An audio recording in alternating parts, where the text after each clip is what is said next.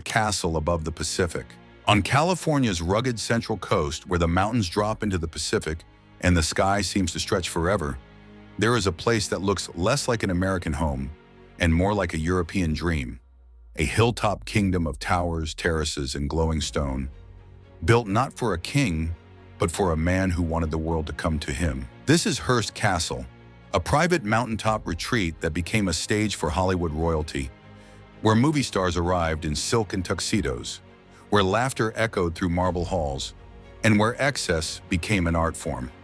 But behind the glamour was a restless ambition, and a fortune burning at a pace even an empire struggled to sustain. Tonight, we step inside the Hollywood kingdom and uncover the story of the man who built it, the legends who lived in it, and the cost of turning a dream into stone.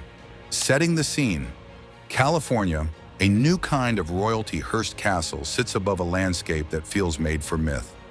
The Pacific Ocean, wild and endless. Behind, hills and oak trees, the quiet of ranch land, the scent of salt and sage. In the early 20th century, California was more than a place. It was a promise. Sunlight, reinvention, a new world where fame could be manufactured and fortunes could multiply. As Hollywood rose, so did a new type of aristocracy, not born into palaces but into headlines. Actors, directors, magnates, socialites, people whose names traveled faster than they did. For them, luxury wasn't a private indulgence. It was a public language, a way to tell the world you've arrived. And no one understood the power of image better than William Randolph Hearst. He didn't just own newspapers, he shaped attention. He understood that if you could control what people saw, you could influence what they believed. So when he decided to build a home, it would not be modest. It would be a statement large enough to be felt from miles away. A kingdom above the Pacific. The setting is part of the spell. From the terraces, the ocean looks endless, an unbroken horizon that makes everything below feel small. At certain hours, the cliffs glow warm, the sky turns pale gold, and the whole coastline feels like a postcard from another world. That is why Hearst chose this hill. A castle does not only need rooms, it needs distance, it needs air, it needs the sense that you have left ordinary life behind. Driving up toward the estate, the world slowly drops away. The wind changes, the view widens, and when the towers finally appear, they don't feel built, they feel revealed, like a fantasy that has been waiting above the Pacific all along. Hollywood's rise changed how Americans understood power. In earlier eras, influence was tied to land, factories, railroads, or political institutions. In the new California century, fame itself became a form of currency. A film star could become a global name in a matter of months. A director could shape the dreams of millions. A producer could turn stories into money, and money into myth. And Hearst, more than almost anyone, understood the mechanics of myth. Because his business was attention, he built an empire on headlines, images, and narratives that moved through the country faster than any train. So when he built a home, he built a headline in stone. A place that people could talk about, even if they never saw it. California in the early 1900s carried a certain kind of freedom. It was distant from the old American power centers, far from Washington, far from Wall Street, far from the social codes that had ruled the East Coast. It offered room to invent yourself, to build new reputations, to escape the limits of tradition. That is why Hollywood thrived here. It wasn't only about weather and scenery, it was about possibility. Hearst Castle becomes the architectural version of that promise, a place where imagination is not restricted by realism. The man behind the kingdom, William Randolph Hearst. William Randolph Hearst was born into privilege, but he was not content with inherited comfort. He wanted scale, influence, legacy. He built a media empire that reached across the country. Newspapers, magazines, stories that shaped politics, culture, and celebrity itself. But behind the public figure was a man of contradictions, part visionary, part showman, often intense, often demanding, and always hungry for more. He loved art with a collector's obsession. He loved architecture with a director's eye. And he loved the idea of a home that could feel like a world museum, a place where history belonged to him. Yet Hearst also wanted comfort, not a cold monument, but a living retreat, a place where friends could eat, swim, laugh, and stay for weeks. To build his dream, he turned to a woman whose talent matched his ambition. Architect Julia Morgan, emphasis. Morgan was brilliant, disciplined, and fearless in a profession that rarely welcomed women at the top. And together, Hearst and Morgan began a project that would stretch across decades. At first, Hearst called it something simple, not a castle, not a palace, just the ranch.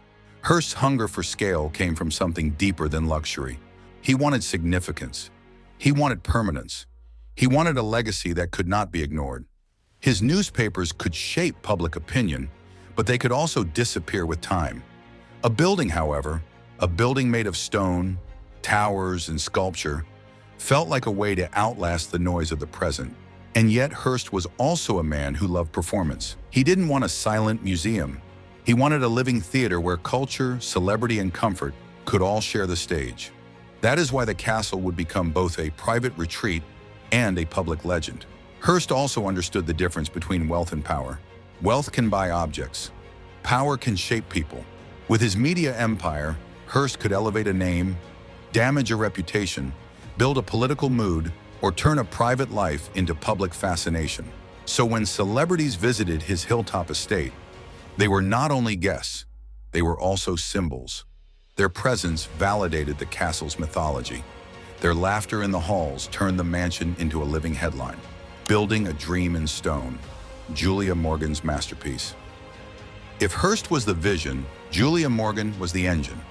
She translated a flood of ideas into something buildable and beautiful. The plan was bold, a main house on the hilltop, surrounded by guest houses, terraces, gardens, and views that felt endless. Hearst wanted the romance of Europe, Spanish and Mediterranean influences, grand staircases, arches, and towers. But he also wanted modernity, electricity, comfort, convenience, a palace that worked like a machine behind the scenes. And so Morgan designed a place where old-world beauty and modern engineering could live together. The project grew and grew. Hearst collected architectural pieces, antique ceilings, carved doors, iron gates, fragments of other centuries, and asked Morgan to weave them into a new story. It wasn't just construction, it was composition, a collage of history assembled into a single fantasy. And every change Hearst demanded, every new idea, every new shipment of art, meant Morgan had to solve it, again and again. The result was not a house built quickly and finished. It was a living project, a dream under constant revision, shaped by money, taste, and the restless mind of its owner. Julia Morgan's role cannot be overstated. In an era when architecture was dominated by men, Morgan carved her way forward through talent, discipline, and precision. She was trained in the Beaux-Arts tradition, which demanded balance, proportion, and an almost mathematical control over beauty. But Hearst Castle required more than beauty, it required endurance. The project stretched over years, then decades, filled with letters, revisions, shipments, and last-minute demands. Hearst would see an image of a European staircase and want something like it. He would buy a ceiling from abroad and ask it to be integrated. He would change his mind and ask again. Morgan solved the impossible repeatedly. She designed not only grand facades, but also the hidden engineering, plumbing, electrical systems, structural support, and the logistical reality of building on a remote hilltop. In a way, the castle is two masterpieces at once, Hearst's fantasy and Morgan's discipline holding it together. Building on a remote hilltop meant that materials, labor, and logistics were part of the challenge. Every piece of stone, every beam, every tile had to travel. Every delivery was a journey. Weather could slow progress. Roads could complicate schedules. And yet the project continued because Hearst insisted that the dream be real. Morgan had to engineer solutions that guests would never notice. Water systems, power, structural support, and the practical flow of staff behind the glamour. A castle is not only an exterior, it is an operating system. And Morgan built that operating system as carefully as she built the towers. And the castle is not a single building, it is a compound, an entire world. The main house sits at the top like a crown, while guest houses and terraces surround it like an inner court. Gardens spill across levels, stairways connect viewpoints, Sculpture and fountains create a sense of old-world ritual. In daylight, the place feels sunlit and Mediterranean. At night, with windows glowing and stone turning dark against the sky, it feels like a fortress of glamour. This is exactly what Hearst wanted, a place that could transform with mood, with time, with guests. The guest houses mattered because Hearst wanted more than visitors. He wanted a cast. A weekend at the castle could include dozens of people. Each guest needed space, privacy, and comfort. Each needed to feel both pampered and impressed. So the estate becomes a careful balance, intimacy and spectacle. A guest can wake in their own suite, step onto a terrace, and feel as if the ocean belongs to them. Then walk into the main house and feel dwarfed by history. That emotional swing is deliberate. It's how the castle creates loyalty. Hollywood weekends, glamour, guests, and ritual. Once the castle began to take shape, Hearst turned it into something more than a home. He turned it into an experience. Guests arrived as if stepping onto a film set, welcomed by ocean air, candlelight, and the promise of a world beyond ordinary rules. There were routines, breakfasts that stretched into long conversations, afternoons by the pool, evenings dressed for dinner, followed by laughter, music, and stories that could not be printed in any paper.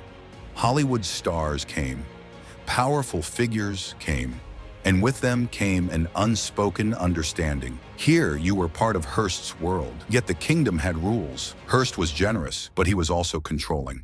He curated the atmosphere, the schedule, the feeling. At the center of it all was a grand indoor world of stone and light. Rooms that felt like cathedrals, corridors that framed art like a museum, fireplaces, tapestries, carved ceilings, beauty designed to overwhelm, and outside the famous pools. One, shimmering and open to the sky, became a symbol of California glamour. The other, indoors, felt like an ancient temple, where light hit tile like liquid gold. These were not just places to swim. They were stages, and the guests were the cast. The famous pools reveal Hearst's instinct for spectacle. The outdoor pool, the Neptune pool, feels like a Roman dream. Open air, stone columns, and water reflecting the sky. It is the kind of setting where every photograph looks staged, every moment looks cinematic. Then the indoor pool, the Roman pool, feels almost sacred. Thousands of tiles catch light like gold. Arches frame the space. Echoes soften sound until conversation becomes a whisper. You can almost understand why guests describe the castle as unreal, because it wasn't designed to be comfortable first. It was designed to be unforgettable. The weekends were performances in themselves. Hearst set the tone. Dinner dress codes, seating arrangements, the pace of evenings, the choice of entertainment. Guests might tour the collection during the day, swim under the California sun, then return to their rooms to change into formal attire, only to meet again in candlelit spaces where stone walls carried music like a theater. This is what makes Hearst Castle feel different from a typical mansion. It wasn't built to disappear into private life. It was built to create stories that would travel home with every guest. And there was always a subtle message beneath the hospitality. Hearst could be charming, attentive, warm, but he also wanted to be at the center of the world he created. In a place like this, even relaxation becomes curated. Guests are free, yet guided, comfortable, yet aware. That tension is part of the castle's psychology, a paradise with a host whose influence you can feel in every room. Even the dining experience was designed like a scene. The choice of room, the placement of light, the way the table was set, the way staff moved quietly through doors that seemed to vanish into walls. In a normal house, dinner is a routine. In a castle, dinner is a ritual. And rituals are powerful because they make people feel part of something exclusive, something larger than themselves. That exclusivity is the real luxury Hearst provided. There was also a feeling of distance from consequence. When you are high above the coast, surrounded by stone and art, reality feels far away. That distance is intoxicating. It makes guests feel protected from the ordinary world, and it makes the host feel untouchable. But distance can also create isolation. A kingdom on a hilltop can become a world where the owner's desires echo louder than anyone else's. And that is the shadow side of grandeur. It can trap the dreamer inside the dream. Art as power collecting the world. Hearst didn't collect art to decorate, he collected art to declare.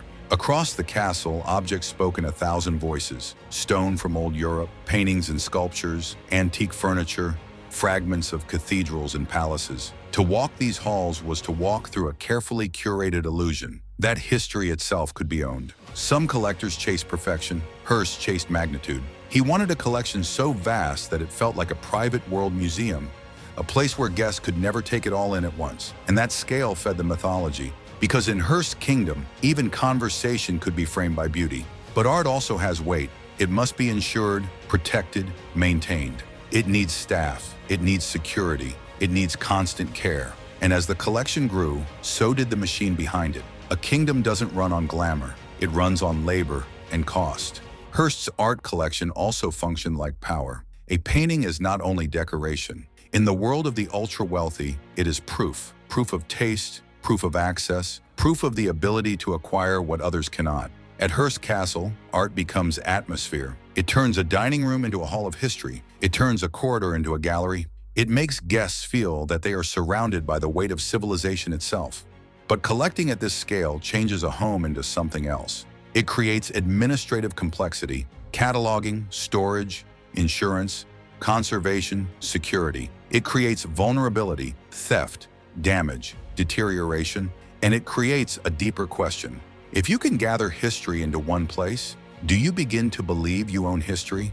That is the seductive illusion Hearst built into the walls. And like all illusions, it depends on support structures. Behind every gallery-like hallway is cleaning, polishing, monitoring humidity, preventing wear, guarding priceless objects. Behind every perfect dinner is staff planning, cooking, serving, and resetting rooms so that luxury feels effortless. A castle is not held up only by stone. It is held up by people. People whose names rarely enter the legend, yet whose work makes the legend possible. This is where the story turns from glamour to gravity, because the bigger the dream becomes, the more fragile it is. A single broken system, a delayed shipment, a failing repair, a shortage of staff can begin to crack the image. And Hearst Castle was built on image, so protecting the image became a constant effort. Money spent not only on beauty, but on keeping beauty flawless. And sometimes the most expensive part of luxury is not the first purchase, it's the commitment after. Once something is acquired, an imported ceiling, a rare sculpture, a carved doorway, there is no simple way to keep it safe. Conservation requires expertise, climate control, care, repairs, security, documentation. That's why collections at this level behave like living organisms. They grow, they demand attention, and they never truly rest. But kingdom pressure, change, and letting go, every kingdom has a bill. Hearst Castle demanded constant maintenance, staff, supplies, repairs, security, operations, the invisible work that keeps fantasy alive. And then history pressed in. Economic shifts, new realities, public scrutiny. A project that once felt limitless began to feel heavy. Not because the dream had faded, but because the world around it had changed. For decades, the castle was shaped by desire and funded by an empire. But empires are not eternal. When costs rise and tides turn, even the grandest plans must bend. And eventually, the question becomes unavoidable. How do you preserve a kingdom when it was built to belong to one man? And then comes the turning point, the moment when fantasy meets reality. Because no matter how glamorous a weekend feels, the castle still needs fuel. It needs staff, supplies, maintenance, repairs, and constant supervision. A place like Hearst Castle is never finished. It is maintained. And maintenance is expensive. As economic tides shifted, the cost became heavier. Public mood began to change. The same excess that once felt impressive began to feel complicated. And even Hearst, one of the most powerful media figures in America, could not fully control history, because history does not negotiate, it arrives. When the world changes, castles feel it first, because castles are built to resist time, yet they depend on time remaining friendly. They require stability, predictable wealth, predictable labor, predictable social rules that make extravagance feel normal. Once those rules shift, the castle becomes a question mark, a masterpiece or a burden, a legacy or a liability. Over time, the dream had to change shape. The project that began as a private fantasy became a public question. What happens when one person builds a kingdom that can only survive as long as their fortune can feed it? And that is the quiet tragedy behind the glamour. Not the loss of beauty, but the realization that beauty at this scale has a price that never stops. Legacy, a dream the public can enter. Today, Hearst Castle stands as a monument to a particular kind of American ambition, a blend of old-world romance and new-world power. It is a place built for spectacle and preserved for memory, a hilltop kingdom where history, Hollywood, and human desire collided.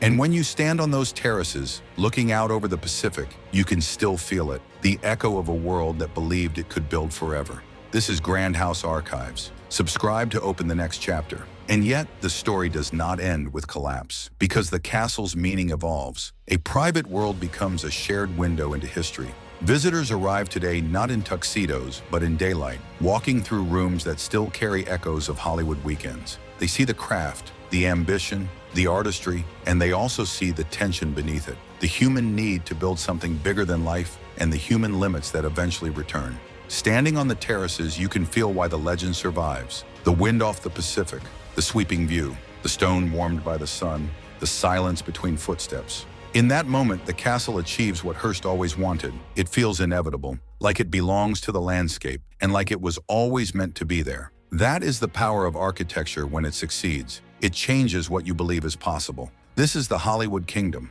not because it was built for movies, but because it was built like a movie, designed to create scenes, create emotion, and create the feeling that reality has been transformed into something more beautiful than it should be. Yet the legacy remains. Today, walking through Hearst Castle is like walking through a dream that hardened into stone. You see Hollywood glamour, yes, but you also see the mind of a man who wanted to curate reality.